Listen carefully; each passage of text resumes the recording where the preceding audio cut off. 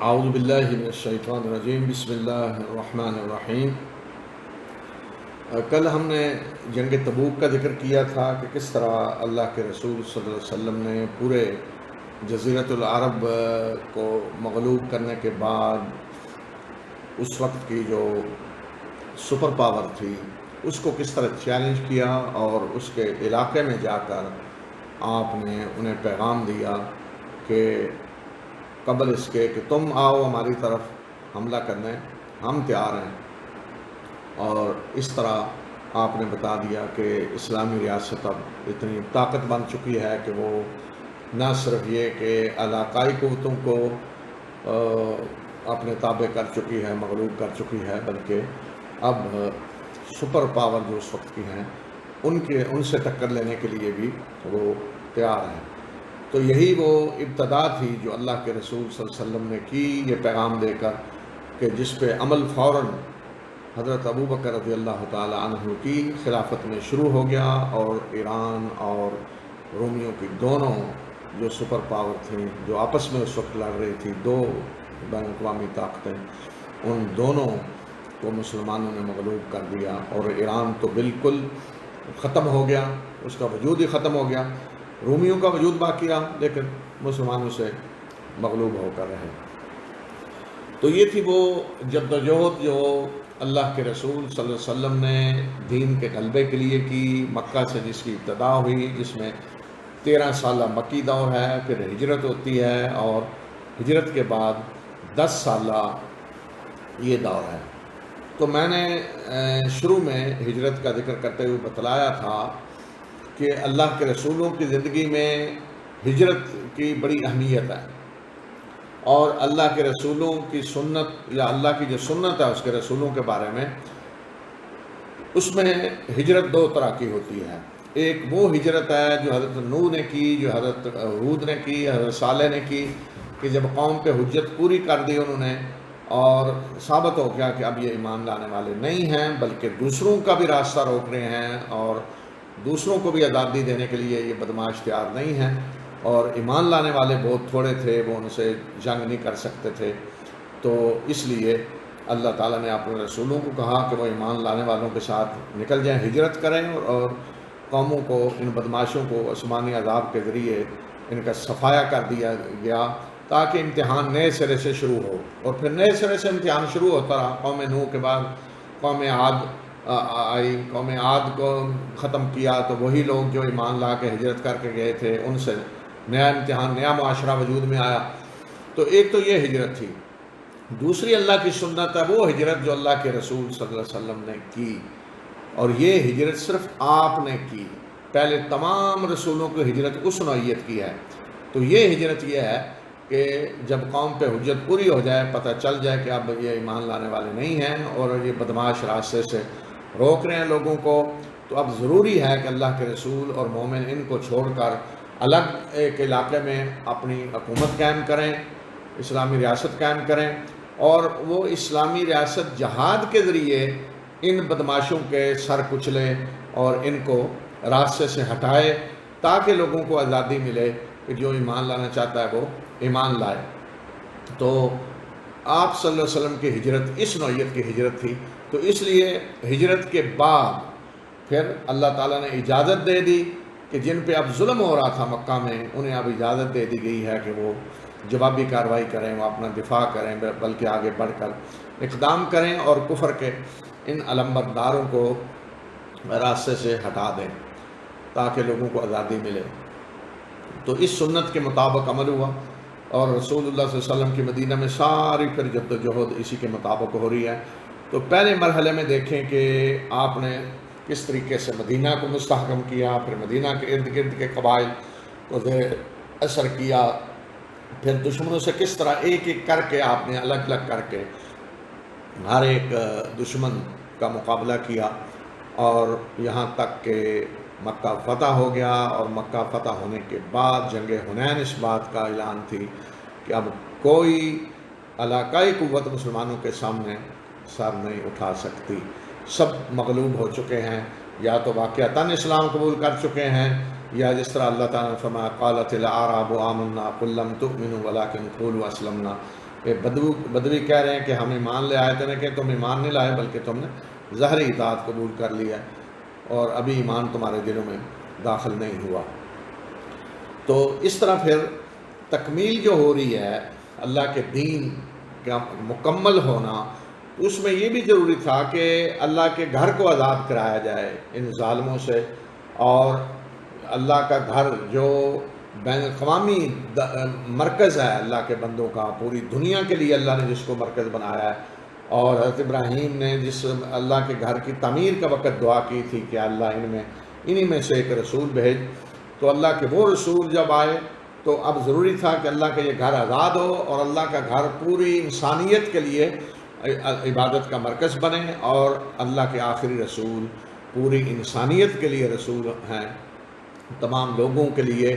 تو اسی لیے آپ نے اپنی دعوت کو صرف قریش تک یا عربوں تک محدود نہیں رکھا، بلکہ فوراً جب علاقائی کچھ قوتیں آپ کے زیر اثر آ گئیں تو آپ نے فوراً اس وقت کی ارد گرد کی پوری دنیا اور پوری دنیا کی جو سپر پاورز تھی ایران اور روم، ان سب کو بھی اسلام کی دعوت دی اور اعلان کیا ان کے سامنے بھی کہ میں اللہ کا رسول ہوں اور مجھ پر ایمان لاؤ، اسی میں تمہاری سلامتی ہے۔ یعنی کسی سپر پاور کے حکمران کو کہنا کہ اسلم تسلم، کہ اسلام قبول کرو تو سلامتی پا جاؤ گے، ورنہ خیر نہیں ہے تمہاری پھر، تو یہ اللہ کے رسول ہی یہ پیغام دے سکتے ہیں۔ تو سپر پاور اس وقت ایران اور روم دونوں کو یہ پیغام دیا، ارد گرد کی ساری طاقتوں کو آپ نے یہ پیغام دیا۔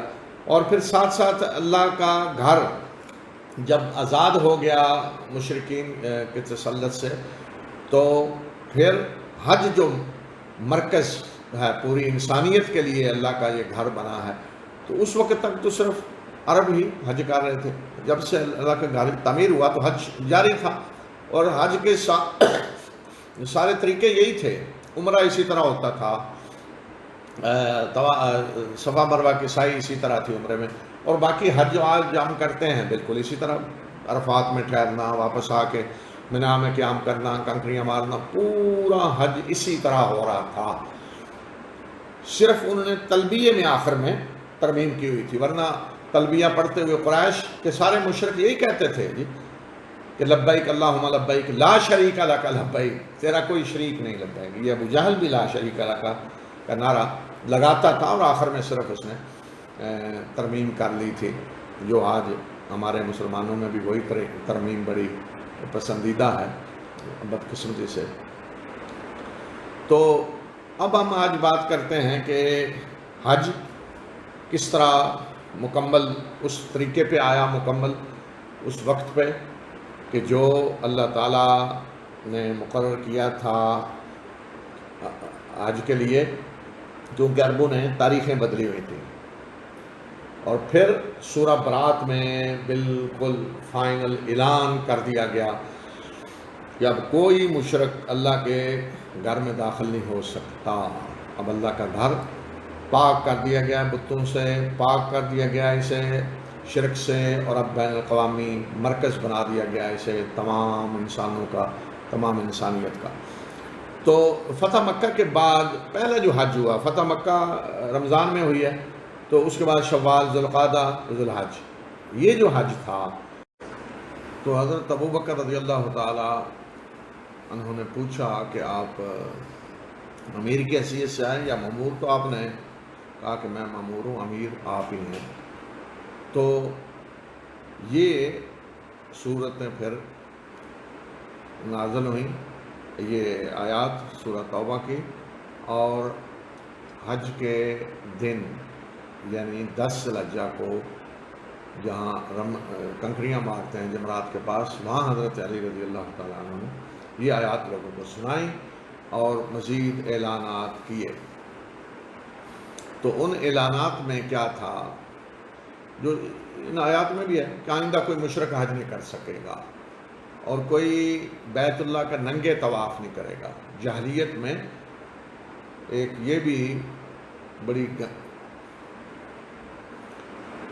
شیطانی رسم میں داخل کر دی گئی تھی کہ لوگ ننگے طواف کرتے تھے، اور فلسفہ پیچھے کیا تھا کہ ہمارے جی لباس جو ہیں یہ حرام کے ہیں، تو بیت اللہ کا طواف کرتے ہوئے حلال کا لباس ہونا چاہیے، تو وہ یا تو پھر قریش کے لوگوں کا لباس کسی کا لیتے اور طواف کرتے، اگر کسی کو نہ ملتا تو ننگے طواف کرتے، تو یہ ایک شیطانی رسم تھی، تو اس کو بھی ختم کر دیا گیا، اور آئندہ اعلان ہو گیا کہ کوئی مشرک اب حج نہیں کر سکے گا۔ تو اس کے بعد پھر 10 ذی الحجہ کا جو حج آیا وہ حج حجۃ الوداع جسے ہم کہتے ہیں، کہ رسول اللہ صلی اللہ علیہ وسلم نے خود وہ حج کروایا، اور اسی میں پھر آپ نے وہ خطبہ حجۃ الوداع کا دیا، اور گویا کہ اب اسلام کے غلبے کا پورا اعلان کر دیا گیا، بتا دیا گیا کہ اب یہ سارا علاقہ ایک اسلامی ریاست بن چکا ہے۔ اور اس خطبے میں آپ نے جو بڑے بڑے اہم اعلان کیے، تو اس میں ایک تو یہ تھا کہ اے لوگو، تم آدم کی اولاد ہو، اور آدم مٹی سے بنے ہیں، کسی عربی کو اجمی پہ کوئی فضیلت نہیں ہے، کسی اجمی کو عربی پہ کوئی فضیلت نہیں، کالے اور گورے کا کوئی فرق نہیں، سب انسان برابر ہیں، یعنی انسانیت کے برابر ہونے کا اعلان، کہ سب انسان ایک ہیں، یہ قبائل اور یہ چیزیں جو ہیں ان میں کوئی فرق نہیں۔ جاہلیت کی جتنی رسمیں تھیں ان کو آپ نے ختم کرنے کا اعلان کیا، سود کے خاتمے کا اعلان کیا، اور عورتوں کے حقوق کے بارے میں وصیت کی، غلاموں کے حقوق کے بارے میں وصیت کی۔ تو اس طرح اب اللہ کا دین غالب ہو گیا، اور یہیں سے پھر جب آپ حجۃ الوداع سے واپس پلٹ رہے تھے تو آیات نازل ہیں جو سورہ مائدہ میں ہیں، الیوم اکملت لکم دینکم واتممت علیکم نعمتی ورضیت لکم الاسلام دینا، آج میں نے تمہارا دین تمہارے لیے مکمل کر دیا اور اپنی نعمت تم پہ پوری کر دی۔ تو اس طرح یہ جدوجہد جو مکہ سے شروع ہوئی تھی اللہ کے دین کے غلبے کی، تو اللہ کے رسول صلی اللہ علیہ وسلم نے 23 سال میں اللہ کے دین کو اس طرح غالب کیا کہ شرک کا خاتمہ کر دیا گیا، اور جو سارے شیاطین مسلمانوں کو، لوگوں کو ایمان لانے سے روک رہے تھے، ان سب کے سر کچل دیے گئے، اور اس کے بعد اعلان کر دیا گیا کہ اب جزیرۃ العرب جو ہے اس میں کفر کی، شرک کی کوئی گنجائش نہیں ہے، یہاں صرف اللہ کا دین ہوگا، یہاں کوئی مشرک یہاں نہیں رہ سکتا۔ تو یہ اعلان کر دیا گیا حجۃ الوداع سے پہلے، اس حج میں جس کی قیادت حضرت ابو بکر رضی اللہ تعالیٰ عنہ کر رہے تھے۔ تو اس لیے 10 ہجری کا جو حج ہے جو رسول اللہ صلی اللہ علیہ وسلم کی قیادت میں ہوا، تو اس میں کوئی مشرک شامل نہیں تھا، بالکل سارے کے سارے مسلمان تھے، 1 لاکھ کے قریب مسلمان اس حج میں رسول اللہ صلی اللہ علیہ وسلم کے ساتھ شریک تھے۔ تو یہ آیات سورہ توبہ کی۔ سورہ توبہ میں آپ جانتے ہیں کہ بسم اللہ سے یہ شروع نہیں ہو رہی، شاید اس کی وجہ یہ ہو کہ ایک ہی دونوں صورتیں ہیں، سورہ انفال ہے پیچھے اور آگے سورہ توبہ ہے، تو بہرحال اس سے یہ بھی ثابت ہوتا ہے کہ قرآن میں بالکل سب کچھ اس کے مطابق ہے جو اللہ کے رسول صلی اللہ علیہ وسلم نے امت کو دیا ہے۔ جہاں اللہ کے رسول صلی اللہ علیہ وسلم نے بسم اللہ پڑھی ہے وہاں لکھی گئی ہے، جہاں نہیں لکھی وہاں نہیں لکھی گئی۔ تو کوئی صحابہ نے اپنی طرف سے کسی چیز کا بھی کوئی اضافہ نہیں کیا کہ یہاں بسم اللہ لکھ دیں، جہاں اللہ کے رسول صلی اللہ علیہ وسلم نے نہیں لکھی صحابہ نے اسی طرح اسے رہنے دیا۔ اللہ اور اس کے رسول صلی اللہ علیہ وسلم کی طرف سے اعلان برات ہے ان مشرکوں کے لیے کہ جن سے تم نے معاہدے کیے ہیں، یعنی جن سے مسلمانوں کے معاہدے تھے ان سب سے فرمایا اعلان برات ہے۔ انہوں نے 4 مہینے کی مہلت دے دی، 4 مہینے زمین میں چل پھر لو اور جان لو کہ تم اللہ کو عاجز کر دینے والے نہیں ہو، اور بے شک اللہ کافروں کو رسوا کرنے والا ہے۔ زمین سے مراد یہاں جزیرۃ العرب ہے کہ 4 مہینے کی مہلت ہے، 4 مہینے میں اپنا فیصلہ کر لو، اگر اسلام قبول کرنا ہے تو اسلام قبول کر لو، کہیں ورنہ یہاں تم نہیں رہ سکتے، اسلام قبول نہیں کرنا تو یہاں سے نکل جاؤ، یہاں اگر پائے گئے تو پھر 4 مہینے کے بعد کارروائی ہوگی۔ اور اللہ اور اس کے رسول صلی اللہ علیہ وسلم کی طرف سے اعلان ہے لوگوں کے لیے حج اکبر کے دن کہ اللہ مشرکوں سے بری ہے اور اس کا رسول بھی، بس اگر تم توبہ کر لو تو وہ تمہارے لیے بہتر ہے، اور اگر تم نے منہ پھیرا تو جان لو کہ تم اللہ کو عاجز کر دینے والے نہیں ہو، اور کافروں کو دردناک عذاب کی خوشخبری دے دیں۔ حج اکبر کا دن یعنی حج کا دن، اس لیے کہ عمرہ جو ہے وہ حج اصغر ہے، تو حج اکبر ہے۔ لوگ بات سمجھتے ہیں کہ حج اکبر وہ ہوتا ہے جو جمعہ کو آئے، نہیں، یہ بات نہیں ہے۔ ہر حج اکبر ہے۔ اور دن کون سا تھا؟ یہ 10 ذی الحجہ کا، اس لیے کہ یہی دن ہے کہ جس سے لوگ عرفات سے واپس آ کر مینا میں ہوتے ہیں سارے، تو یہاں اعلان کیا گیا۔ تو اس میں استثناء صرف کن لوگوں کے لیے تھا؟ سوائے ان مشرکوں کے کہ جن سے تم نے معاہدے کیے اور انہوں نے ان معاہدوں کو پورا کرنے میں کوئی کمی نہیں کی اور تمہارے خلاف کسی کی مدد نہیں کی، تو ان کے معاہدے ان کی مدتوں تک پورا کرو، بے شک اللہ متقی لوگوں کو پسند کرتا ہے۔ یعنی ایسے قبائل جن سے تم نے معاہدے کیے ہیں اور انہوں نے کبھی کوئی تمہارے خلاف کارروائی نہیں کی، معاہدے صحیح پورے کیے ہیں تو تم بھی پورے کرو۔ پھر جب یہ حرام مہینے گزر جائیں، یعنی یہ 4 مہینے، تو مشرکوں کو قتل کرو جہاں بھی تم انہیں پاؤ، اور انہیں پکڑو اور انہیں گھیرو اور ان کے لیے گھات میں بیٹھو۔ پس اگر انہوں نے توبہ کر لی اور نماز قائم کی اور زکوٰۃ دی تو ان کا راستہ چھوڑ دو، بے شک اللہ بخشنے والا مہربان ہے۔ اب یہاں جو فرمایا ہے کہ مشرکوں کو قتل کرو، یعنی 4 مہینے مدت یہ دی گئی، یہ ختم ہو جائے جب انہیں گویا کہ فیصلہ کرنے کے لیے یہ 4 مہینے دیے گئے، تو 4 مہینے میں اپنا فیصلہ کر لیں۔ تو مشرکوں کو قتل کرو جہاں پاؤ، پکڑو، گھیرو۔ تو اب یہ ان مشرکوں کے لیے ہے جنہیں 4 مہینے کی مہلت دی گئی، جن پہ اللہ کے رسول صلی اللہ علیہ وسلم نے حجت پوری کی، ان کی زبان میں اللہ نے رسول بھیجا، انہیں کے اندر سے اللہ نے رسول بھیجا، تو یہ ان کے مشرکوں کے لیے۔ تو اب اگر کوئی یہ آیات آج پڑھ کے حکم لگا رہا ہو جی مشرکوں کو یہ کرو، یا کوئی مشرک یہ آیات پڑھ کے کہے جی دیکھیں قرآن مشرکوں کے بارے میں کیا کہہ رہا ہے، تو یہ بالکل غلط تعویل ہے، غلط تفسیر ہے قرآن کی۔ اور اگر مشرکوں میں سے کوئی تم سے پناہ مانگے تو اسے پناہ دے دو یہاں تک کہ وہ اللہ کا کلام سنے، پھر اسے اس کی امن کی جگہ پہنچا دو، اس لیے کہ ایسے لوگ ہیں جو جانتے نہیں ہیں۔ یعنی اگر کوئی مشرک کہتا ہے کہ مجھے اپنے ہاں آنے دیں، میں آ کر قرآن اسلام کو سمجھنا چاہتا ہوں، تو اسے پناہ دیں، آئے وہ آ کے قرآن سنیں، اس کے بعد اسے واپس پہنچا دیں، فیصلہ کر لے اپنا جو بھی جا کر، یعنی اسے موقع دیا جائے اسلام کو سمجھنے کا۔ ان مشرکوں کے لیے اللہ کے ہاں اور اس کے رسول کے ہاں کیسے کوئی عہد ہو سکتا ہے سوائے ان کے کہ جن سے تم نے مسجد حرام کے پاس معاہدے کیے، تو جب تک وہ تم معاہدوں پہ قائم رہیں تو تم بھی ان کے لیے قائم رہو، بے شک اللہ متقی لوگوں کو پسند کرتا ہے۔ ان مشرکوں کے لیے کیسے کوئی معاہدہ ہو سکتا ہے کہ اگر یہ تم پہ غالب آ جائیں تو تمہارے معاملے میں نہ یہ کسی قرابت داری کا کوئی خیال کریں گے اور نہ معاہدے کی ذمہ داری کا، یہ تمہیں اپنے منہ سے یعنی باتوں سے راضی کرنا چاہتے ہیں اور ان کے دل انکار کر رہے ہیں، اور ان میں سے اکثر فاسق ہیں۔ تو مسلمانوں کو بتایا جا رہا ہے کہ یہ اس طرح کے لوگ ہیں کہ یہ اچانک کسی بھی وقت معاہدے توڑ دیں گے اور تمہارے بارے میں نہ قرابت داری کا لحاظ کریں گے اور نہ کسی معاہدے کی ذمہ داری کا۔ اگر یہ آیات نازل نہ ہوئی ہوتی پہلے اور یہ کارروائی نہ کر دی گئی ہوتی ان مشرکوں کے خلاف، تو رسول اللہ صلی اللہ علیہ وسلم کی وفات کے بعد جو ارتداد کی لہر اٹھی کہ لوگ مرتد ہونا شروع ہوئے، تو وہ اتنے سخت طریقے سے اٹھتی کہ مسلمانوں کے لیے اس کو کنٹرول کرنا ناممکن ہو جاتا۔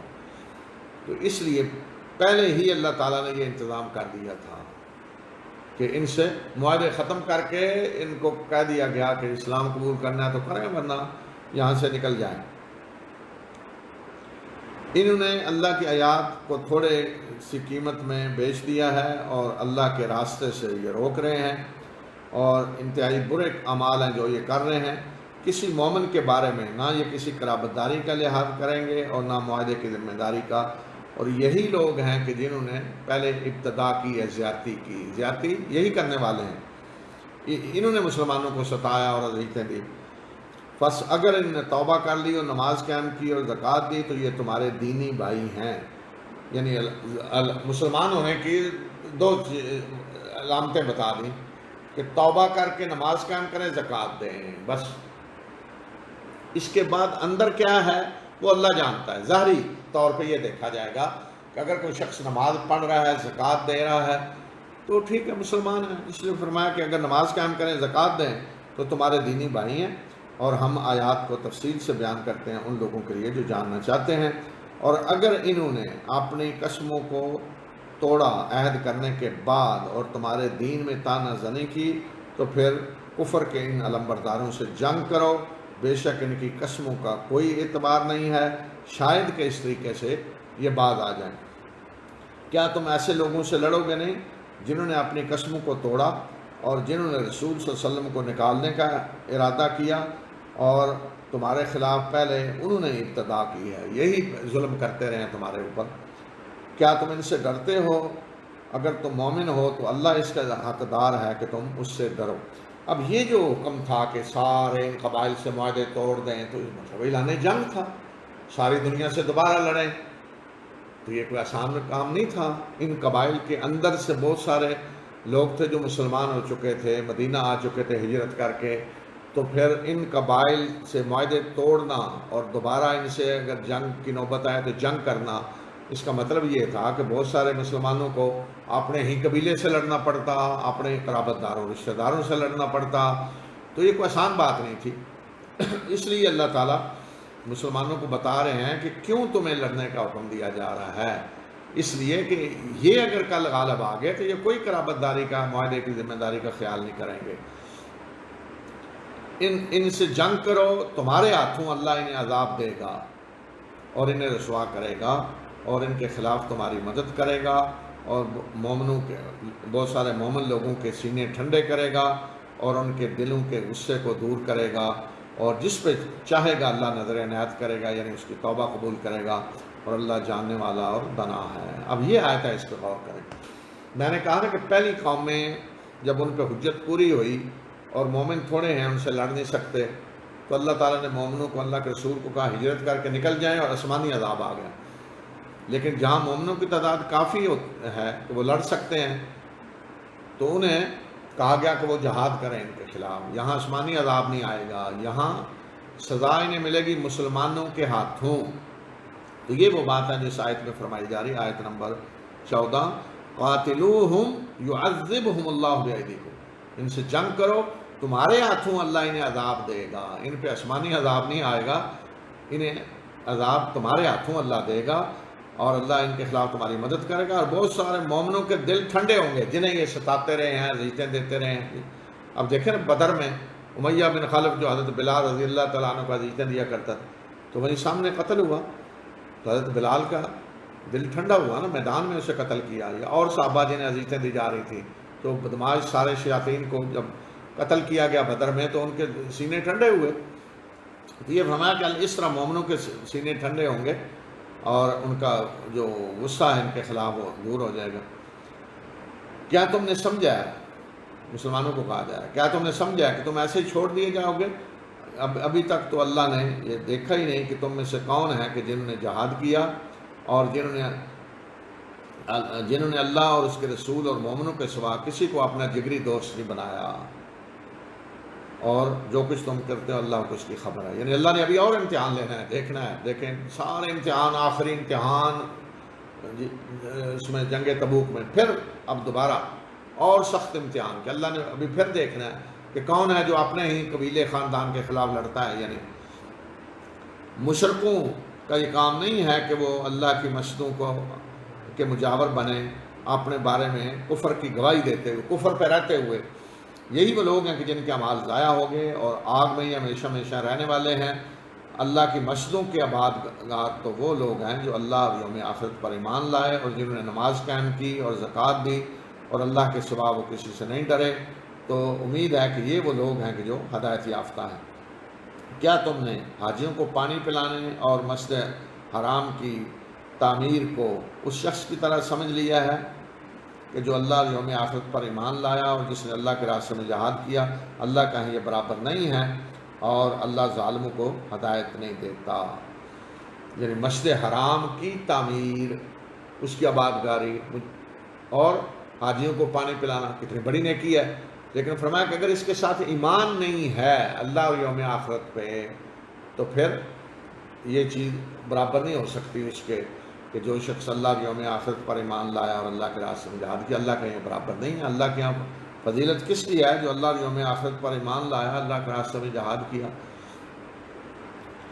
وہ لوگ جو ایمان لائے اور جنہوں نے ہجرت کی اور اللہ کے راستے میں جہاد کیا اپنے مالوں اور جانوں سے، تو اللہ کے ہاں ان کا درجہ بڑا ہے اور وہی کامیاب ہونے والے ہیں۔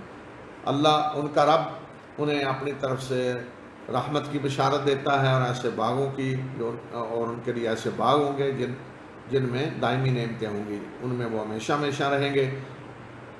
بے شک اللہ کے ہاں بہت بڑا اجر ہے۔ اے لوگوں جو ایمان لائے ہو، اپنے باپوں اور بھائیوں کو دوست نہ بناؤ اگر وہ ایمان پہ کفر کو ترجیح دیں، اور جو تم میں سے ان سے دوستی کرے گا تو وہی لوگ ظالم ہوں گے۔ یعنی اگر تمہارے باپ تمہارے بھائی جو ہیں وہ کفر کو ترجیح دیتے ہیں ایمان پہ تو ان سے دوستی نہ کرو۔ اب یہ امتحان ہے نا، کتنے قبائل تھے کہ جن کے اپنے رشتہ دار ابھی مشرک ہیں، تو فرمایا کہ اگر وہ کفر کو ترجیح دیتے ہیں تو نہیں، ان سے کوئی دوستی نہیں ہو سکتی۔ کہہ دیجئے، اب کن کو یہ کہا جا رہا ہے؟ مسلمانوں کو۔ کہہ دیجئے کہ اگر تمہارے باپ تمہارے بیٹے تمہارے بھائی تمہاری بیویاں تمہارا قبیلہ اور وہ جو مال تم نے کمائے ہیں اور وہ تجارت کے جس کے ساتھ بداری کا تمہیں ڈر ہے اور تمہارے وہ گھر جنہیں تم پسند کرتے ہو وہ تمہیں اللہ اور اس کے رسول اور اللہ کے راستے میں جہاد سے زیادہ محبوب ہیں، تو پھر انتظار کرو یہاں تک کہ اللہ اپنا فیصلہ لے آئے، اور اللہ فاسق لوگوں کی رہنمائی نہیں کرتا۔ اب دیکھیں آزمائشیں اب یہاں انہی مسلمانوں کو جو ساری آزمائشوں سے گزر کے آ رہے ہیں، پھر انہیں کہا جا رہا ہے کہ اب پھر فیصلہ کر لو کہ دنیا کی ساری چیزیں، یعنی باپ بیٹے بھائی بیویاں خاندان قبیلہ مال تجارت گھر سب کچھ ایک طرف یہ ہے اور ایک طرف اللہ اور اللہ کے رسول اور اللہ کے راستے میں جہاد ہے۔ اگر یہ چیزیں محبوب ہیں تو پھر اللہ فیصلہ کرے گا تو تمہارے ساتھ کیا ہونا ہے، اور اللہ اور اللہ کے رسول اور جہاد محبوب ہے تو پھر ٹھیک ہے، پھر تو مومن ہو۔ تو یہ ہے اسلام کی سربلندی کہ سب سے بڑی جو چیز ہے وہ جہاد ہے اللہ کے راستے میں۔ اسی سے اسلام کی حفاظت ہوتی ہے، اسی سے مسلمانوں کی حفاظت ہوتی ہے۔ آج جس حالت سے مسلمان گزر رہے ہیں ساری دنیا میں آپ دیکھ رہے ہیں، اور خصوصاً بعض جگہوں پہ جو کچھ ہو رہا ہے، بے بسی مسلمانوں کی،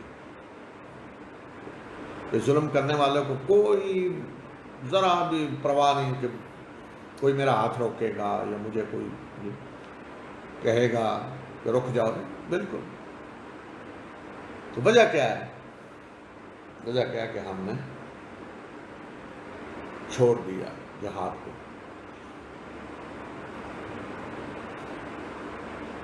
ہم نے وہ تیاری نہیں کی جو کرنی چاہیے تھی، جسے کہتے ہیں دفاعی تیاریاں، ٹیکنالوجی۔ آج دیکھیں ٹیکنالوجی کا دور ہے، افرادی قوت نہیں ہے کوئی مسئلہ کہ آپ کی تعداد کتنی ہے دوسروں کی کتنی ہے، یہ نہیں دیکھی جائے گی۔ آج ہے ٹیکنالوجی کا دور ہے، تو اگر آپ اس میں پیچھے ہیں تو آپ بے بس ہیں، آپ کچھ نہیں کر سکتے، آپ کوئی مقابلہ نہیں کر سکتے پیچھے۔ تو ہم نے جو کوتاہی کی ہے پوری امت مسلمہ نے، وہ کیا ہے کہ ہم اس میدان میں بالکل پیچھے رہے، پیچھے ہمیں رکھا گیا، اور اب بھی اگر یہ امت اپنے پاؤں پہ کھڑی ہو سکتی ہے یا اپنا دفاع کرنے کے قابل ہو سکتی ہے یا مسلمانوں کی دنیا میں کوئی حفاظت ہو سکتی ہے، تو وہ صرف اس میں ہے کہ مسلمان اس میدان میں آگے بڑھے، اس کے سوا کوئی راستہ نہیں۔ جذبات سے کچھ نہیں ہوگا، نعرے لگانے سے کچھ نہیں ہوگا، جو چاہیں نعرے لگا لیں، جس طرح کے چاہیں جذبات ہوں، کچھ نہیں ہوگا۔ لوگ طاقت کی زبان سمجھتے ہیں، لیکن رسول اللہ صلی اللہ علیہ وسلم آپ کے ساتھیوں کے ساتھ مکہ میں کیا ہو رہا تھا؟ کسی کو ذرا بھی احساس تھا کہ یہ کون ہے؟ اپنے قرابت دار رشتہ دار ہیں، ظلم سارے کیے جا رہے تھے. لیکن جب آپ طاقت کے دور پہ آئے ہیں، مکہ فتح ہوا ہے، تو پھر وہی بڑے بڑے سردار سامنے کھڑے ہو کر بھیک مانگ رہے ہیں آپ سے زندگی کی، اور کہہ رہے ہیں جی بڑے معزز بھائی کے بیٹے، کریم بھائی کے بیٹے. تو پہلے نہیں پتہ تھا کریم بھائی کے بیٹے اور سارے اپنے رشتہ دار ہیں، ان پہ کیا کیا ظلم کیے جا رہے تھے. لیکن اب فرق کیا تھا کہ اب طاقت، تو لوگ طاقت کی زبان سمجھتے ہیں. کوئی اور چیز نہیں ہے کہ جو کسی کو ظلم سے روکنے والی ہو. تو آج بھی وہی راستہ ہے. لیکن بدقسمتی یہ ہے، میں نے پہلے بھی بار بار یہ بات کہی کہ جو سب سے بڑی نیکی ہے، جس راستے میں مال خرچ کرنا سب سے بڑا اجر ہے اور سب سے بڑی نیکی ہے اللہ کے ہاں، اس کو ہم نے نیکیوں کی فہرست سے ہی نکال دیا ہے. نیکیوں کی فہرست سے نکال دیا. وہ کیا ہے؟ جنگی تیاریوں میں آپ مال خرچ کریں. آج کے دور میں جو سب سے بڑی ٹیکنالوجی، میزائل ہو، ایٹم بم ہو، اس سے بھی آگے کچھ چیزیں ہوں، جہاز ہوں، ان میں جو پیسہ خرچ ہوگا وہ سب سے بڑی نیکی ہے، وہ سب سے بڑے اجر کا ذریعہ اللہ کے ہاں. لیکن آج آپ دیکھ لیں ارد گرد، اپنے آپ سے ہم پوچھ لیں، یا عام مسلمان کسی بھی جگہ، عام مسلمان یہ سوچتے ہیں؟ سوال ہی نہیں پیدا. باقی اور نیکی کے کام ہیں، یہ کرا دو، یہ اسپتال بنا دو، مسجد بنا دو، یہ بالکل سب کچھ کرنے کے لیے ہم تیار ہیں، ہو رہا ہے. لیکن یہ کہ طیارے بنانے ہیں، خریدنے ہیں مثلا، یا ٹینک یا میزائل یا ایٹم بم یا اور ٹیکنالوجی، اس کے لیے تمام عالم اسلام میں اس کے لیے کہیں جی کو فنڈ دیں، یہ مطلب یہ کہیں کہ یہ اجر کے لیے، ثواب کے لیے دیں، اللہ آپ کو اجر دے گا. تو کوئی دے گا اس کے لیے اجر کے طور پہ کہ اللہ کے یہاں اجر ملے گا؟ دے گا کوئی نہیں، تصور ہی نہیں. بلکہ ممکن ہے علماء فتوے لگا دیں، نہیں یہ چھوڑیں، ہم وہ جی مسجد کو دیں، فلاں کو دیں، یتیم خانے کو دیں، ادھر دیں، یہ دیکھیں دنیا کے کاموں کے لیے وہ آپ سے جی چندے مانگ رہے ہیں، یا کہیں زکوٰۃ ادھر دے دیں. اللہ کی زکوٰۃ میں تو مد ہے فی سبیل اللہ کی، تو اس زکوٰۃ کی مد میں سے اگر کہیں جی میزائل جو بنانے ہیں ان کے لیے زکوٰۃ کا پیسہ ادھر جا رہا ہے، تو دیکھ رہے ہیں علماء فتوے لگا دیں گے. تو یہ ہے ہماری امت کی تباہی کا سبب کہ جو سب سے بڑی نیکی تھی، جہاں سب سے زیادہ مال جو خرچ ہوتا وہ اللہ کے ہاں زیادہ مستحب، زیادہ محبوب مال، پسندیدہ مال، وہ یہ تھا راستہ جس کو ہم نے چھوڑ دیا، جس کو ہم نے دنیا کہہ کے بس ختم، یہ دنیا چھوڑ دیں، دین کو الگ کر دے. تو دین اور دنیا الگ نہیں ہے. یہاں آج حجۃ الوداع میں جب اسلام مکمل ہو رہا ہے، اسلامی غلبے کا اعلان ہو رہا ہے، تو یہاں دنیا الگ تھی کہیں دین، یہاں دنیا اور دین اکٹھے چل رہے تھے. دنیا اور دین اکٹھے چلا کے رسول اللہ صلی اللہ علیہ وسلم نے اللہ کے دین کو غالب کیا. تو آج ہم بالکل اللہ کے راستے میں جب کہتے ہیں اللہ کے راستے میں خرچ کرنا، تو اللہ کے راستے میں خرچ میں سب سے بڑا جو کام ہے وہ آج دفاعی تیاری ہے. جدید ترین اسلحہ ٹیکنالوجی، اس میں مال خرچ کرنا ہے. صحابہ کے ہاں سب سے بڑی نیکی جو ہوتی تھی، تابعین کیا، صحابہ کی اولادیں تابعین کہ جہاد کے لیے گھوڑے دے رہے ہیں، جہاد کے لیے گھوڑے اللہ کے راستے، ہزار گھوڑا، 5 جتنے گھوڑے اللہ کے راستے. اس لیے کہ اس وقت سب سے بڑا جو دفاع کے لیے بڑی ضرورت تھی، وہ اہم چیز تھی، وہ گھوڑے ہوتے تھے، تو دیتے تھے. تو آج کے دور میں جو چیز سب سے زیادہ اہم ہے وہ دی جائے گی. لیکن آج میں نے نہیں کبھی سنا، نہ گورنمنٹ اس کے لیے کو کہتی ہے، اور میرا خیال ہے کیا بھی دے دے شاید میں نہیں سمجھتا کو کرے گا. یہ ہماری عادت ہے مسلمانوں کی، اور یہ ذلت اور پستی اور رسوائی اور جو کچھ ہو رہا ہے نا، اس کا نتیجہ یہ. تو جب تک ہم اپنی یہ سوچ نہیں بدلیں گے، یہ اس وقت تک اس پستی اور اس ذلت سے نہیں اٹھ سکتے. اس وقت تک یہ ظلم ہوتا رہے گا مسلمانوں پہ، اور ہم خون کے آنسو بہاتے رہیں گے، روتے رہیں گے دیکھ کر ساری، لیکن بے بسی پوری امت کی کوئی کچھ نہیں کر سکتا۔ تو یہاں وہ جنگ حنین کا بھی ذکر کیا کہ اللہ نے حنین کے موقع پہ تمہاری مدد کی، اللہ نے بہت سارے مواقعوں پہ تمہاری مدد کی، خاص طور پہ حنین کے موقع پہ بھی، جب تمہیں اپنی کثرت پہ بڑا ناز تھا اور وہ تمہارے کسی کام نہ آئی، اور زمین اپنی وسعت کے باوجود تم پہ تنگ ہو گئی، پھر تم پہ پیٹ پھیر کر بھاگے، پھر اللہ نے اپنی سکینت نازل کیا اپنے رسول اور مومنوں پہ، اور ایسے لشکر نازل کیے جو تم کو نظر نہ آئے، اور کافروں کو اس نے عذاب دیا، اور یہ ہے کافروں کی سزا۔ پھر اللہ جس پہ چاہے گا اس کی توبہ قبول کرے گا، اور اللہ بخشنے والا مہربان ہے۔ اے لوگو جو ایمان لائے ہو، بے شک مشرک نجس ہیں، یہ اس سال کے بعد مسجد حرام کے قریب نہ پھٹکیں۔ اس سال کے بعد یعنی 9 ہجری کا جو حج ہے، تو اس میں تو انہیں مہلت دے دی گئی 4 مہینے، لیکن آئندہ حج میں یہ مسجد حرام کے قریب نہ پھٹکیں۔ مشرک نجس ہیں، شرک نجس ہے، مشرک نجس ہیں۔ یہ نجاست کوئی ظاہری نہیں ہوتی کہ مشرک سے کسی نے ہاتھ میں لایا تو اس کا ہاتھ نجس ہو جائے گا، یہ عقیدے کی نجاست ہے، عقیدے کی نجاست، شرک کی نجاست، اور سب سے بڑی نجاست یہ ہے، اس لیے کہ شرک کرنے والا جو سب سے پہلے جو کام کرتا ہے نا، وہ اپنی مت مارتا ہے۔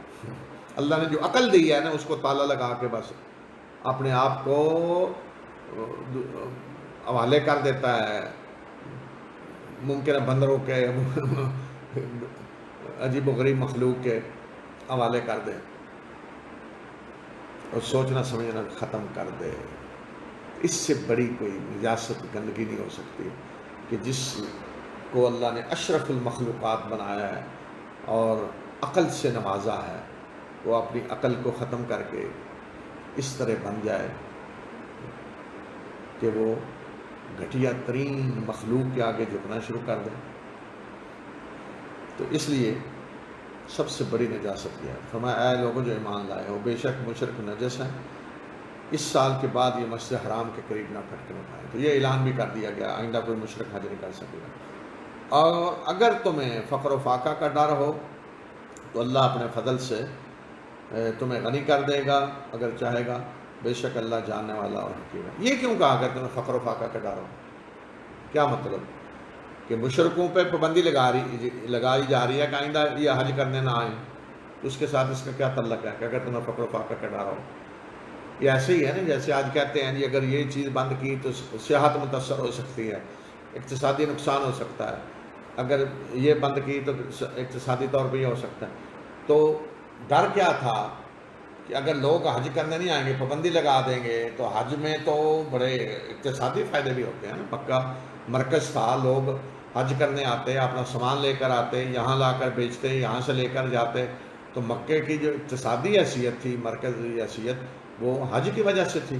تو اب سوال یہ تھا کہ اگر یہ پابندی لگ جائے، مشرک نہیں آ سکتے، تو پھر تو ہمیں اقتصادی نقصان ہوگا۔ تو اس لیے فرمایا کہ اگر تمہیں اس کا ڈر ہے تو اللہ اپنے فضل سے تمہیں غنی کر دے گا۔ اب یہ تو تھا مشرکوں کے لیے۔ اہل کتاب جو تھے اب ارد گرد، ان کے بارے میں بھی بتا دیا کہ یہ کیا ہیں، اسلام اب انہیں کس نظر سے دیکھتا ہے، ان کے لیے کیا حکم ہے، تو وہ بھی بتا دیا۔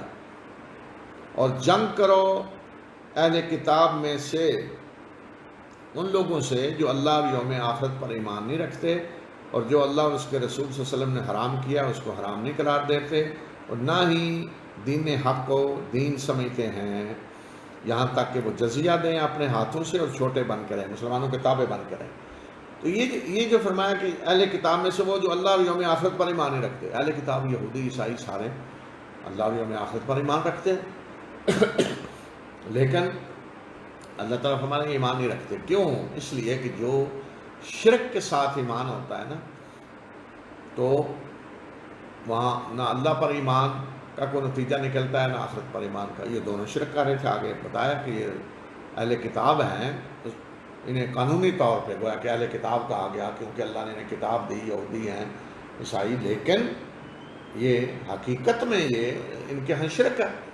تو اس لیے شرک کے ساتھ اللہ اور یوم آخرت پر ایمان کا کوئی نتیجہ نہیں نکلتا۔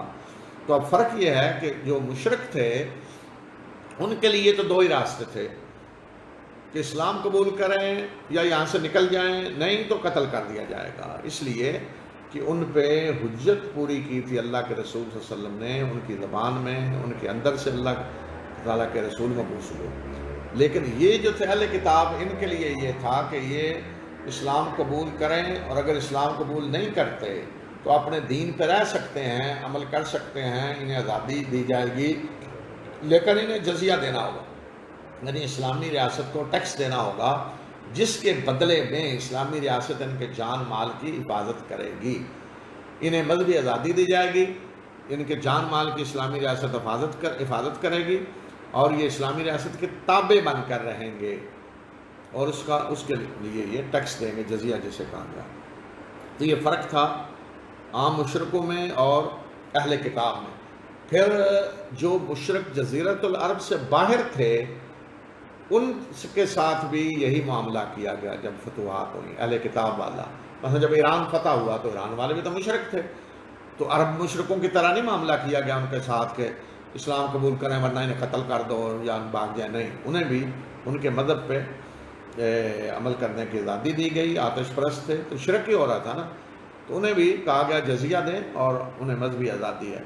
اسی طرح مسلمان اور علاقوں میں بھی گئے جہاں سارے مشرک قبائل تھے، تو وہ بھی ان کے ساتھ بھی معاملہ اہل کتاب والا کیا، یعنی جزیہ۔ عرب کے مشرکوں والا معاملہ نہیں کیا۔ تو یہ فرق ہے عرب کے مشرکوں میں اور باہر کے مشرکوں میں۔ عرب کے مشرک وہ ہیں کہ جو اللہ کے رسول صلی اللہ علیہ وسلم کو اس طرح جانتے تھے کہ جیسے آپ اپنے محلے کے لوگوں کو جانتے ہیں کہ فلاں کون کس کا بیٹا ہے، کس کا پوتا ہے، کس کا نواسا ہے، اس طرح جانتے ہیں۔ تو اس لیے جتنے قبائل آتے باہر سے تو رسول اللہ صلی اللہ علیہ وسلم کو یا تو جانتے تھے، ابو القاسم کہہ کے جو شریف لوگ ہوتے مخاطب کرتے، جو زیادہ نفرت بغض والے ہوتے تھے وہ محمد کہتے، یا پھر آپ کو کہتے ابن عبد المطلب کے بیٹے۔ تو ان کے ہاں سردار کون تھے؟ قریش کے بڑے آپ کے دادا، تو وہ جانتے تھے جی مکہ میں، گویا کہ ان کے ہاں جب بات مکہ میں اللہ کے رسول آئے ہیں، انہوں نے دعویٰ کیا ہے کہ اللہ کے رسول تو کون ہیں جی؟ وہ عبد المطلب کے بیٹے ہیں۔ تو سارا عرب جانتا تھا عبد المطلب کون ہے، اور قریش کو جانتا تھا، بنو ہاشم کو جانتا تھا، اور اس لیے اللہ تعالیٰ نے کہا تمہارے اندر سے اللہ نے رسول اٹھایا ہے، تمہاری اپنی زبان میں اللہ نے قرآن اپنی کتاب نازل کی ہے۔ تو اب عرب جو بڑے بڑے قبائل جن کے اندر بڑے بڑے شاعر، بڑے بڑے خطیب، تو وہ تو پہچان سکتے تھے نا آرام سے کہ قرآن اللہ کی کتاب ہے، یعنی قرآن اندر سے گواہی دے رہا ہے کہ اللہ کی کتاب ہے۔ تو قریش یا شہروں میں رہنے والوں سے زیادہ اچھے شاعر اور عربی کے ماہر تو بدروں میں تھے، تو ان کے لیے قرآن کو سمجھنا اور قرآن کو غور کرنا یہ کوئی مشکل بات تو نہیں تھی۔ تو اس لیے ان پہ حجت پوری ہو گئی، ان کے پاس اب کوئی عذر نہیں تھا، تو اس لیے ان کے لیے یہ حکم تھا۔ باقی مشرک جو تھے ان کا لیے یہ نہیں ہے کہ مشرک یا اسلام قبول کریں یا انہیں قتل کیا جائے گا، نہیں، وہ اپنے مذہب پہ قائم رہ سکتے ہیں، بے شک وہ مشرکانہ مذہب ہو، اور انہیں مذہبی آزادی دی جائے گی، اور اس کے بدلے میں وہ اسلامی ریاست کو ٹیکس دیں گے۔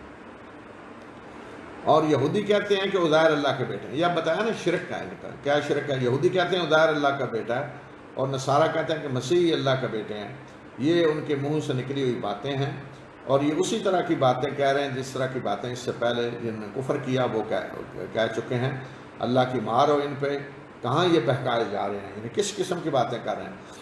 انہوں نے اپنے علماء اور درویشوں کو اللہ کے مقابلے میں رب بنایا ہوا ہے، اور مسیح ابن مریم کو بھی، حالانکہ انہیں صرف اور صرف یہ حکم دیا گیا تھا کہ یہ ایک الہ کی عبادت کریں، یعنی اللہ جس کے سوا کوئی الہ نہیں ہے، پاک ہے وہ ان سے جن کو یہ اس کا شریک ٹھہراتے ہیں۔ تو یہ جو فرمایا کہ اپنے علماء اور درویشوں کو انہوں نے رب بنایا ہوا ہے۔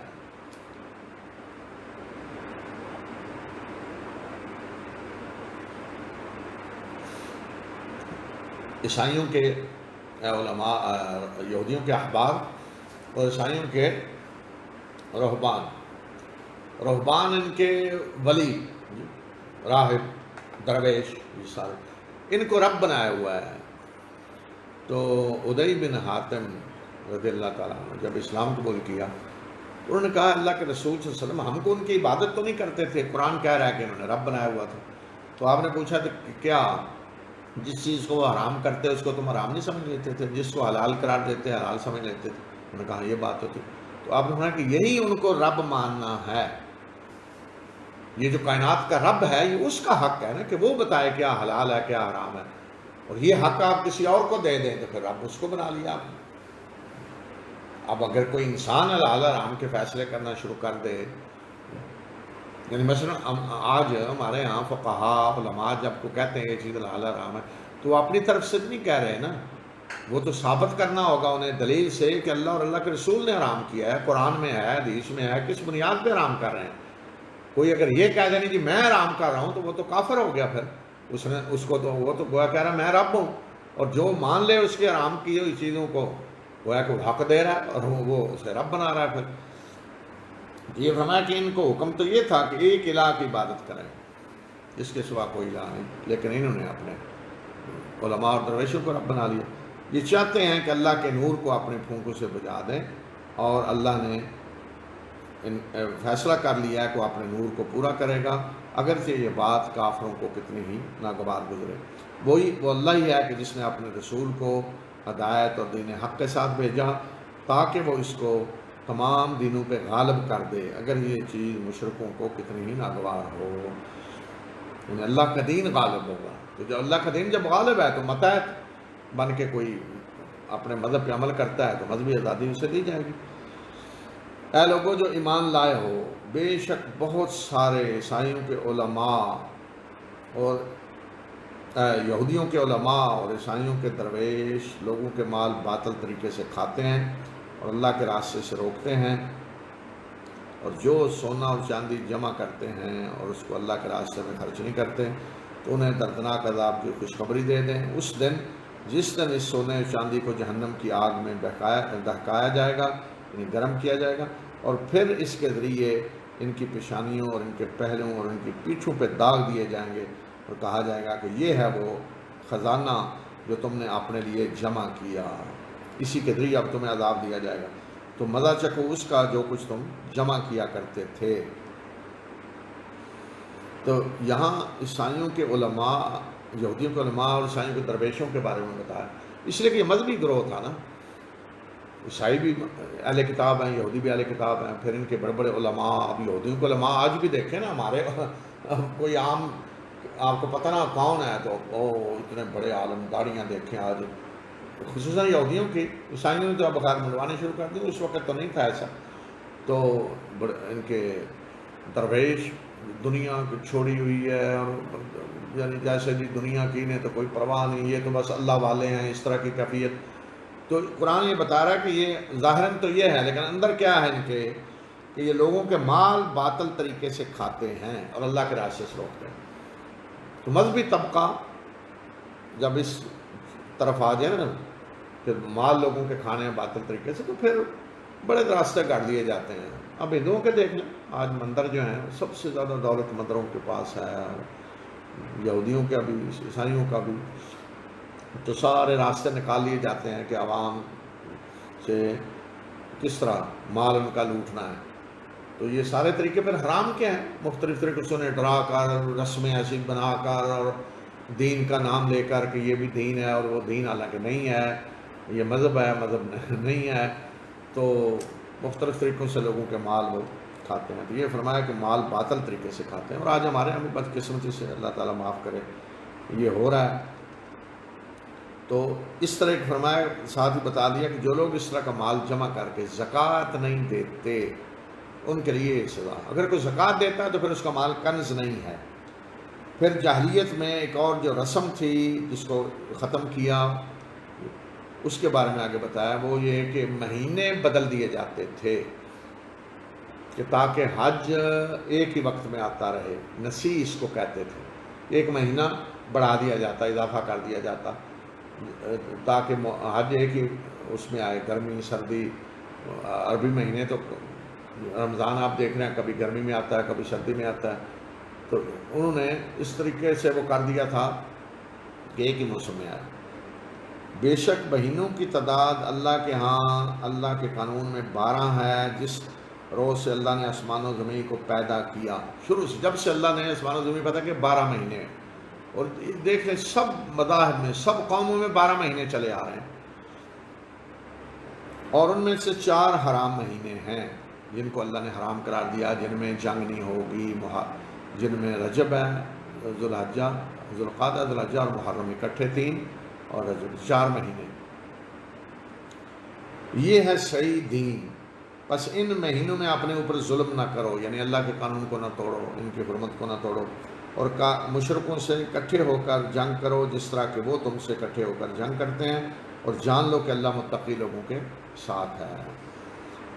بے شک نسی کفر میں ایک زیادتی ہے، یعنی جو چینج کرتے تھے مہینوں کو، اس کے ذریعے سے کافروں کو گمراہ کیا جاتا ہے کہ کسی سال کو 1 سال حلال کر لیتے ہیں اور کبھی اس کو حرام کر لیتے ہیں، تاکہ حرام کیے ہوئے کی گنتی کو پورا کر دیں، اور جو کچھ اللہ نے حرام کیا اسے حلال بھی کر لیں۔ یعنی کبھی وہ کہتے ہیں کہ اچھا ہم ایسے کرتے ہیں کہ یہ جو محرم آ رہا ہے نا، حرام مہینہ، اس کو حلال کر لیتے ہیں، یعنی اس میں جنگ وغیرہ کر لیں، حلال ہے، اور اس کے بدلے میں کسی اور مہینے کو حرام کر دیں گے۔ ایک تو یہ نسی کا طریقہ تھا، اور دوسرا یہ کہ ایک مہینے کا اضافہ کر لیتے، آگے 12 کے بجائے 13 کر لیتے، اور یہودیوں نے بھی ایسے کیا ہوا ہے، ان کے یہاں بھی نسی ہے، ان کے جو اپنی وہ اصل مہینے ہیں وہ چاند کا کیلنڈر ہے، لیکن انہوں نے اس کو ایسے بنا دیا ہے کہ وہ بالکل جو مشرکوں نے کیا تھا وہ بھی وہی انہوں نے کیا ہوا ہے۔ اور بہت ساری پرانی قوموں کو آپ دیکھیں، ان کے ہاں چاند کا کیلنڈر آ رہا ہے، قمری کیلنڈر ہے، جہاں تک مجھے یاد آ رہا ہے چائنا والوں کے اصل جو کیلنڈر ان کا قمری ہے، پرانے جو آ رہے ہیں کیلنڈر وہ قمری ہیں، اس لیے کہ فطرتاً تو وہی ہے، چاند ہے جس کے ذریعے سے تاریخیں معلوم ہوتی ہیں۔ ان کے برے اعمال ان کے لیے خوشنما بنا دیے گئے ہیں، اور اللہ ایسے کافروں کی رہنمائی نہیں کرتا۔ تو یہ آیات ہیں جو اس موقع پہ نازل ہوئیں، جو حضرت ابوبکر جب حج کے لیے گئے تو یہ وہاں حضرت علی نے سنا دیں، اور وہاں پھر اعلان کر دیا گیا کہ آئندہ کوئی مشرک حج نہیں کرے گا، اور کوئی اللہ کے گھر کا ننگے طواف نہیں کرے گا، اور پھر اگلا حج رسول اللہ صلی اللہ علیہ وسلم کی قیادت میں ہوا، اور اس میں پھر کوئی مشرک شریک نہیں تھا۔ تو اب میں مختصراً تھوڑا یہ بتا دوں کہ حج کے بارے میں قرآن نے کیا تعلیمات دی ہیں، اور طریقہ تو وہی ہے سارا، اس میں کوئی تبدیلی نہیں کی۔ البتہ قریش نے ایک بدعت شروع کی ہوئی تھی کہ یہ کہتے تھے چونکہ ہم اہل حرم ہیں تو ہم عرفات نہیں جائیں گے، تو یہ حدود، اس لیے کہ عرفات حدود حرم سے باہر ہے، وہ کہتے ہیں ہم حدود حرم کے اندر رہیں گے، یہ انہوں نے اپنے لیے خاص فضیلت رکھی ہوئی تھی۔ تو قریش کو کہا کہ تم بھی اسی طرح عرفات جا کر واپس آؤ جس طرح لوگ واپس آتے ہیں۔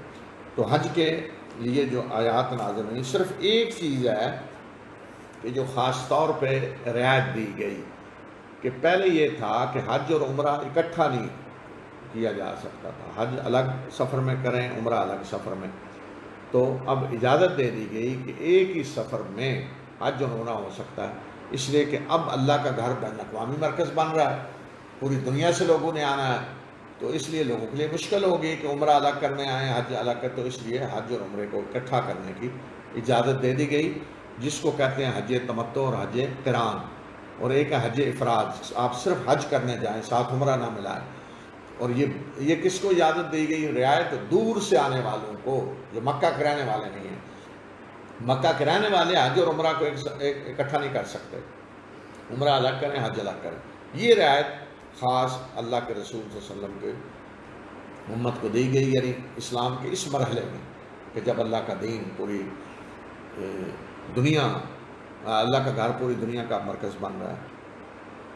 اور حج اور عمرہ اللہ کے لیے مکمل کرو، یعنی جب پورا کر لو تو نیت کر لو تو پورا کرو، اور اگر تم گھر جاؤ تو پھر جو بھی میسر ہو قربانی وہ کرو، جس طرح رسول اللہ صلی اللہ علیہ وسلم کو حدیبیہ میں روک دیا گیا تھا۔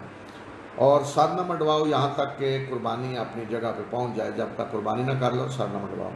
اور جو تم میں سے بیمار ہو یا جسے کوئی سر میں تکلیف ہو تو وہ سر منڈوا نہ، اس کی مجبوری ہو تو وہ فدیہ دے، روزے یا صدقہ یا قربانی۔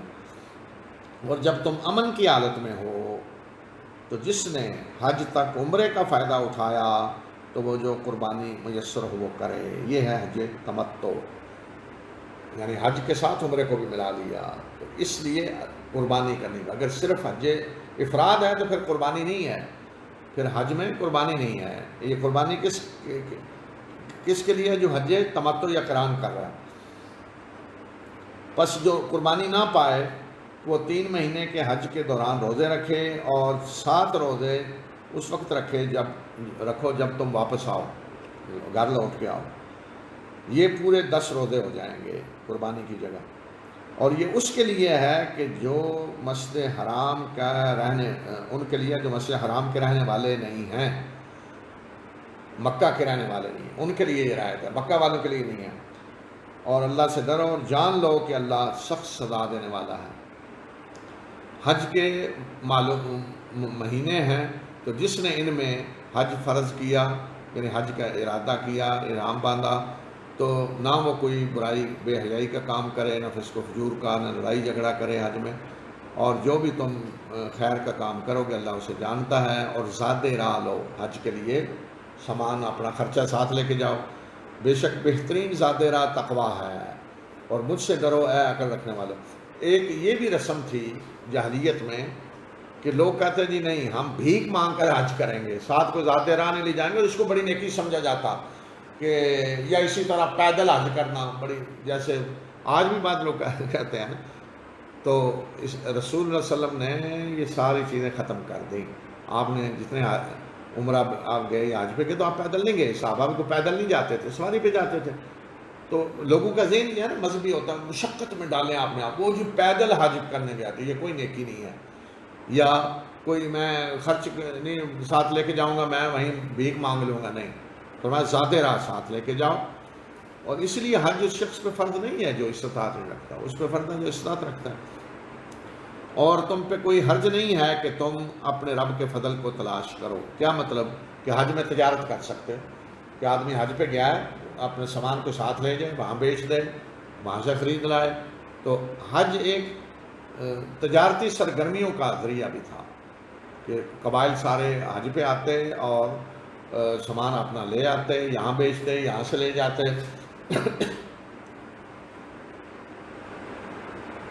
تو آج بھی اس کی اجازت ہے. یہ خاص طور پہ اللہ تعالیٰ قرآن میں بتا دیا کہ اپنے رب کے فضل کو تلاش کرو، یعنی تجارت، اس میں کوئی حرج نہیں ہے. اور جب تم عرفات سے لوٹو تو مشعر الحرام کے پاس اللہ کو یاد کرو. مشعر الحرام مزدلفہ، اور اسی طرح اسے یاد کرو جیسے اس نے تمہاری رہنمائی کی ہے، اگرچہ اس سے پہلے تم گمراہ تھے. تو اس لیے عرفات سے واپس آ کر رات مزدلفہ میں گزارنی، پھر تم وہیں سے واپس پلٹ کر آؤ جہاں سے لوگ پلٹ کر آتے ہیں، اور اللہ سے معافی مانگو، بے شک اللہ بخشنے والا مہربان ہے. یہ حکم خاص طور پہ قریش کو دیا کہ وہ عرفات نہیں جاتے تھے، وہیں سے واپس ہو کر آؤ، یعنی عرفات جا کے آؤ. اور جب تم اپنے مناسک حج کو پورا کر لو تو اللہ کو یاد کرو جس طرح کہ تم اپنے آباء و اجداد کو یاد کرتے تھے، بلکہ اس سے بھی زیادہ. یہ ہے مینا میں ٹھہرنا، یعنی پورے کر لو جب سارے تو پھر مینا میں رکو، اور وہ مینا میں اللہ کو یاد کرو. اور لوگوں میں سے ایسے بھی ہیں جو یہ دعا کرتے ہیں کہ اے ہمارے پروردگار ہمیں دنیا میں دے دے، اور ایسے شخص کا آخرت میں کوئی حصہ نہیں ہے. صرف دنیا مانگتے ہیں تو ٹھیک ہے، دنیا اللہ دے دے گا، آخرت میں کوئی حصہ نہیں. اور ایسے بھی ہیں جو یہ دعا کرتے ہیں کہ اے ہمارے رب ہمیں دنیا میں بھی کامیابی دے اور آخرت میں بھی، اور ہمیں آگ کے عذاب سے بچا. تو یہ ہے اصل دعا، رسول اللہ صلی اللہ علیہ وسلم کی پسندیدہ دعا. اور یہ ہے جامع دعا. جو جب اللہ تعالیٰ تمہیں آخرت دنیا کے ساتھ دے رہا ہے تو دنیا کیوں مانگتے ہو؟ دونوں مانگو. ہاں اگر کوئی صرف آخرت مانگ رہا ہے تو اللہ دنیا دے دے گا، وہ تو ساتھ ملنی ہے ویسے ہی، اس لیے کہ وہ تو اللہ نہ مانگنے والوں کو بھی دے رہا ہے، کافروں کو بھی اللہ دے رہا ہے. دنیا مانگے بغیر اللہ دے رہا ہے، لیکن بہرحال وہ بھی مانگنی چاہیے، دنیا کی بھلائی بھی. تو دونوں کے لیے، دنیا اور آخرت دونوں کی دعا کریں. یہ ہے جامع دعا جو قرآن میں اللہ تعالیٰ نے سب سے بہترین دعا سکھلائی، جامع، اور یہ ہے ربنا آتنا فی الدنیا حسنہ وفی الآخرۃ حسنہ وقنا عذاب النار، اور دوسری سب سے بڑی کامیابی کہ جہنم کے عذاب سے اے اللہ ہمیں بچا، فمن زحزح عن النار وادخل الجنہ فقد فاز، کہ جو آگ سے بچا لیا گیا اور جنت میں داخل ہو گیا وہ کامیاب ہو گیا۔ تو یہ وہ لوگ ہیں کہ جن کے لیے جو کچھ انہوں نے کمایا اس میں ان کو حصہ ملے گا، اور اللہ جلد حساب لینے والا ہے۔ اور گنتی کے چند دنوں میں اللہ کو یاد کرو، یہ عرفات اس میں مینا میں ٹھہر کے اللہ کو یاد کرو۔ تو جو جلدی 2 دنوں میں واپس پلٹ گیا تو اس پہ بھی کوئی گناہ نہیں، اور جس نے تاخیر کی یعنی 13 کو نکلا تو اس پہ بھی کوئی گناہ نہیں، جس نے تقوی اختیار کیا۔ اور اللہ سے ڈرو اور جان لو کہ اسی کی طرف تمہیں اکٹھا کر کے لایا جائے گا۔ تو اور مینا میں ٹھہرنا جو ہے وہ بتا دیا کہ دو طریقے ہو سکتے ہیں، 2 دن رک کے آ جاؤ یعنی 11 اور 12 کو نکل آؤ، یا تاخیر کو کرے تو 13 کو، تو دونوں یہ بھی ہے یہ بھی ہے، کوئی حرج نہیں ہے اس پہ، بشرطے کہ تقوی بندہ اختیار کرے۔ یہ نہیں کہ جو تیسرے دن رہ رہا ہو وہ بڑا اپنے آپ کو سمجھے جی میں دیکھیں یہ کیا ہے اور دوسرے کو کم سمجھ رہا ہو، نہیں۔ تو یہ حج کے بارے میں ساری ہدایات اللہ تعالیٰ نے دے دیں، اور رسول اللہ صلی اللہ علیہ وسلم نے مزید ساری وضاحتیں کر دیں، اور آپ نے حج میں اعلان کر دیا کہ خذوا عنی مناسککم، کہ لوگوں مجھ سے حج کے سارے طریقے سیکھ لو۔ اور سارا کچھ وہی تھا جو پہلے ہو رہا تھا، صرف طواف کے دوران عمرے میں بھی اور حج میں بھی جو پہلا طواف ہوتا ہے طواف قدوم، اس میں 2 چیزیں سنت ہے۔ جو فتح مکہ پہ جو صلح حدیبیہ پہ جو آپ عمرہ کرنے آئے عمرۃ القضاء اگلے سال، اس میں آپ نے 2 عمل کیے جو سنت ہے طواف میں۔ وہ کیا ہے کہ رمل، ایک عمل آپ نے کیا رمل، اور کیوں کیا کہ قریش کہہ رہے تھے کہ مسلمانوں کو یثرب، وہ تو کہتے تھے نا مدینہ کو یثرب، کہ یثرب کے بخار نے انہیں کمزور کر دیا ہے۔ تو رسول اللہ صلی اللہ علیہ وسلم نے فرمایا کہ انہیں اپنی قوت دکھاؤ، فوجی چال چلو، رمل، آدمی ذرا اس طرح چلے جیسے فوج پریڈ کر کے جا رہی ہوتی ہے۔ تو صرف یہ ایک سنت شامل ہوئی، باقی جو بدعتیں تھیں کچھ شامل ان کو ختم کر دیا، اور قریش نے اپنے لیے جو فضیلت سمجھی ہوئی تھی اس کو ختم کر دیا۔ تو ورنہ حج اسی طرح چلا آ رہا ہے جو حضرت ابراہیم کے دور سے چلا آ رہا تھا، اور عمرہ بھی اسی طرح جو حضرت ابراہیم کے دور سے چلا آ رہا تھا۔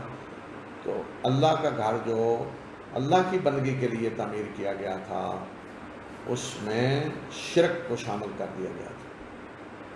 تو عبادت اللہ کی بھی ہو رہی تھی، حج ہو رہا ہے، عمرہ ہو رہا ہے، قربانی اللہ کے لیے بھی ہو رہی ہے اور سات بتوں کے لیے بھی ہو رہی ہے۔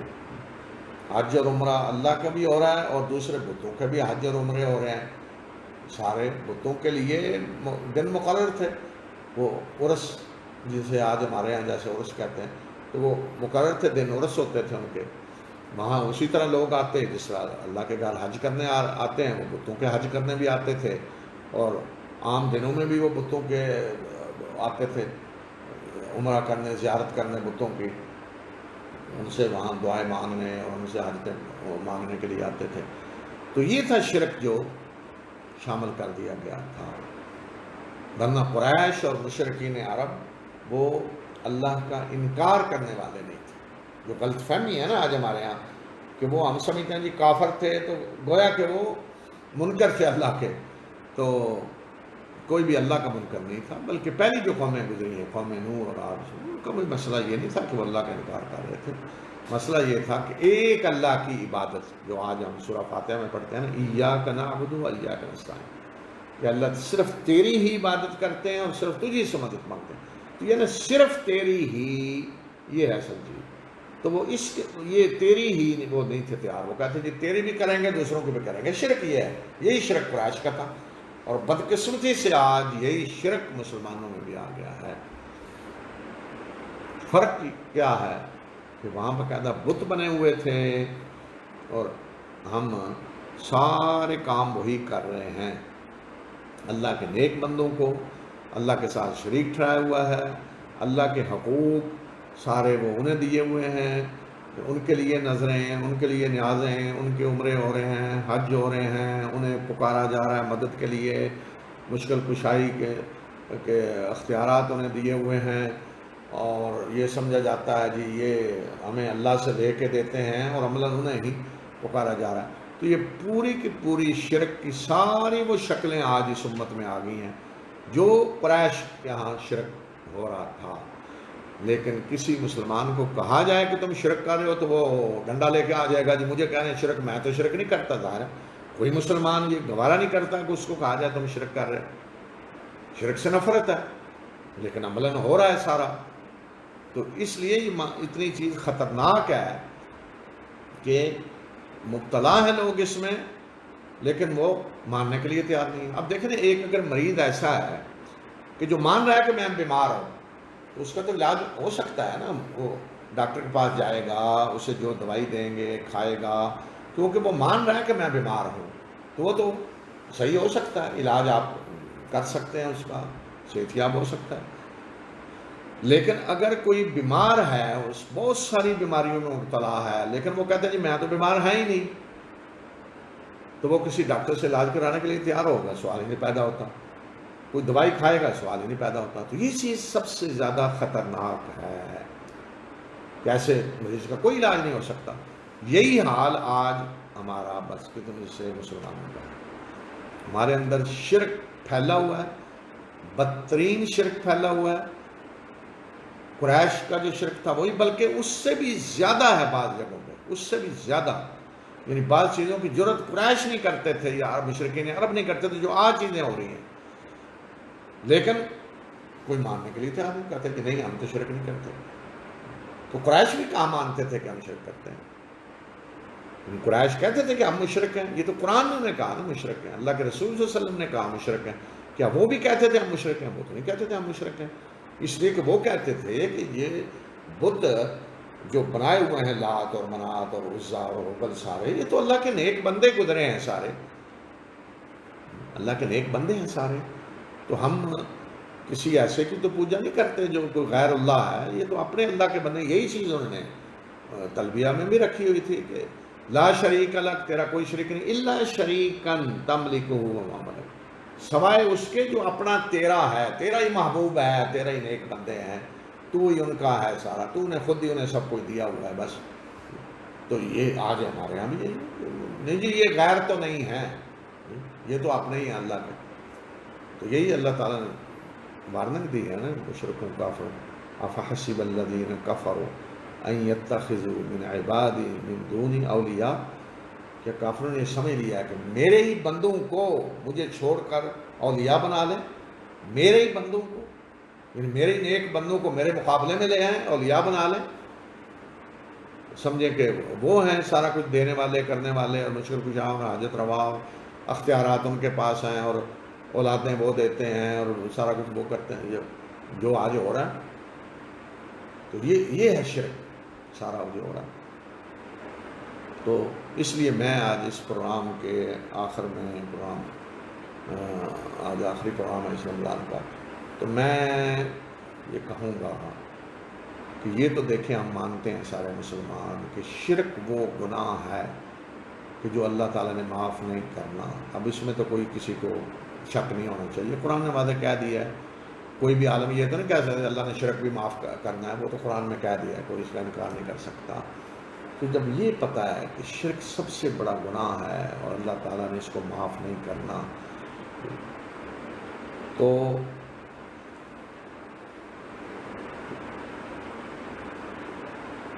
اگر اختلاف ہو رہا ہے کہ ایک عالم کہہ رہا ہے یہ شرک ہے، دوسرا کہہ رہا ہے یہ نہیں ہے، تو اچھا جو کہہ رہا ہے تو آپ کہہ رہے ہیں نہیں، اگر اس کی بات صحیح ہوگی، نکل آیا وہ بات ثابت ہوگی کہ واقعتاً اللہ کے ہاں وہ شرک ہے، جب آخرت میں پکڑے جائیں یہ شرک ہے، تو پھر رسک لینا چاہیے۔ کیا آپ اپنے عام معاملات میں اس طرح کا رسک لیتے ہیں؟ جہاں اتنا بڑا خطرہ ہو اس طرح کا رسک لیتے ہیں کہ ایک کہہ رہا ہے جی اس چیز میں زہر ملا ہوا ہے، دوسرا کہہ رہا ہے نہیں، تو آپ یہ سمجھ کے کھا لیں گے وہ جی ایک آدمی کہہ رہا ہے اس میں نہیں ہے، ایک نہیں کہا ہے نا، کوئی فرق نہیں پڑتا، تو ظاہر رزق نہیں لیں گے۔ تو اس لیے یہاں بھی شرک کے معاملے میں رزق نہ لیں، جہاں شک بھی ہو رہا ہے شرک ہے اس سے دور بھاگیں، اس سے دور بھاگیں، جہاں شک بھی ہو رہا ہے شرک، قریب بھی نہ جائیں چیزوں کو۔ جیسے آپ دیکھیں نا، اب بیماریاں ہیں، وبائیں، کرونا ہے، جس کو کرونا رشتہ دار بھی کوئی قریب نہیں جاتا، کوئی قریب نہیں جا رہا، کیا ہے وبا ہے، بیماری آپ کو بھی لگ گئی، قریب نہیں کوئی بھی جا رہا۔ اسی طرح شرک اسی طرح کی خطرناک چیز ہے، اس سے دور بھاگیں۔ اگر کوئی دنیا سے جا رہا ہے مسلمان کہ شرک نہیں کیا، جو بھی گناہ ہیں، تو اللہ تعالیٰ کی رحمت سے امید رکھنی چاہیے کہ اللہ تعالیٰ معاف کرنے والا ہے۔ جو کچھ بھی کسی نے کیا، جو بھی گناہ ہیں، شرک کے بغیر جا رہا ہے تو اللہ تعالیٰ نے کہہ دیا وَيَغْفِرُ مَا دُونَ ذَلِكَ لِمَن يَشَاءُ، اس کے علاوہ جو کچھ بھی ہے جس کے لیے چاہے گا وہ اللہ بخشے گا، تو اس کی امید اللہ کی رحمت کی ہوتی ہے۔ لیکن اگر کہیں شرک آ گیا ہے تو ختم، رتی برابر بھی آ گیا ہے تو ختم۔ تو اس لیے میں گزارش کروں گا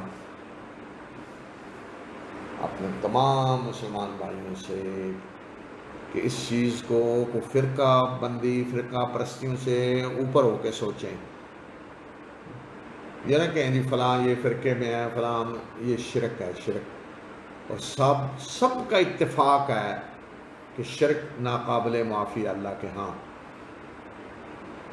تو ایسے لوگوں کی باتوں میں نہ آئیں جو شرک کو خوبصورت بنا کے پیش کر رہے ہیں، نہیں جی یہ شرک نہیں ہے، یہ جب نکل آیا شرک تو ختم، پھر آپ ڈھونڈتے پھریں انہیں جی تو کوئی نہیں ملے گا۔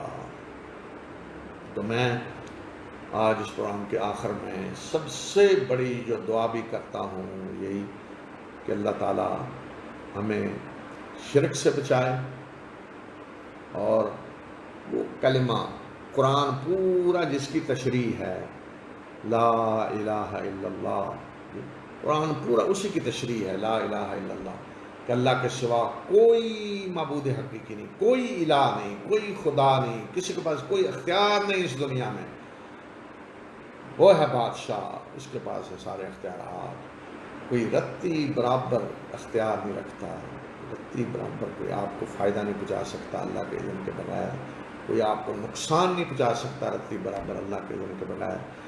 الہ ایک ہے، لا الہ الا اللہ، اور محمد رسول اللہ صلی اللہ علیہ وسلم، یہی قرآن کی دعوت ہے ساری، اسی کی قرآن ساری تشریح اسی کی ہو رہی ہے۔ گویا کہ اگر کوئی کہے جی قرآن پورا کیا ہے، تو قرآن لا الہ الا اللہ محمد رسول اللہ صلی اللہ علیہ وسلم ہی کی ساری تشریح ہے۔ تو اللہ تعالیٰ ہمیں توفیق عطا فرمائے کہ ہم اللہ کی اس کتاب کو پڑھیں، غور و فکر کریں اور اس کو اپنی زندگیوں میں نافذ کریں۔ یہ کتاب اس لیے نہیں ہے کہ کوئی فوت ہو تو اس پہ پڑھ دیا جائے، کوئی برکت کے لیے اس کو پڑھ لیا جائے، یہ کتاب اللہ نے اس لیے نازل کی ہے کہ اس کو سمجھیں، اس میں غور و فکر کریں، اس کے مطابق زندگی گزاریں۔ اور غور و فکر کب کریں گے؟ کہ جب اس کو ہم سمجھیں۔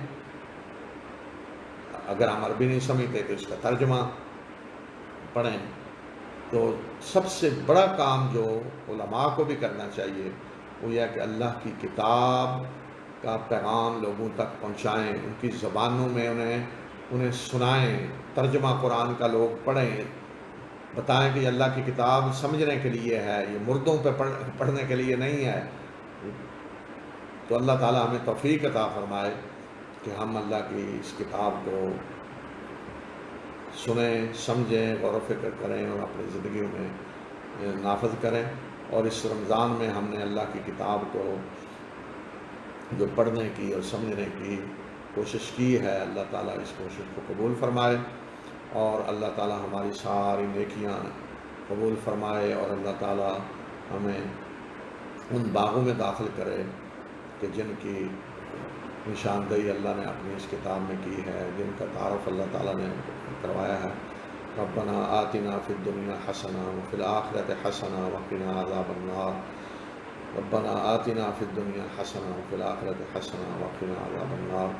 اے پروردگار، ہمیں اپنے ان بندوں میں شامل کر کہ جن پہ تو نے انعام کیے ہیں، صراط الذین انعمت علیہم، جن پہ تو نے انعام کیے۔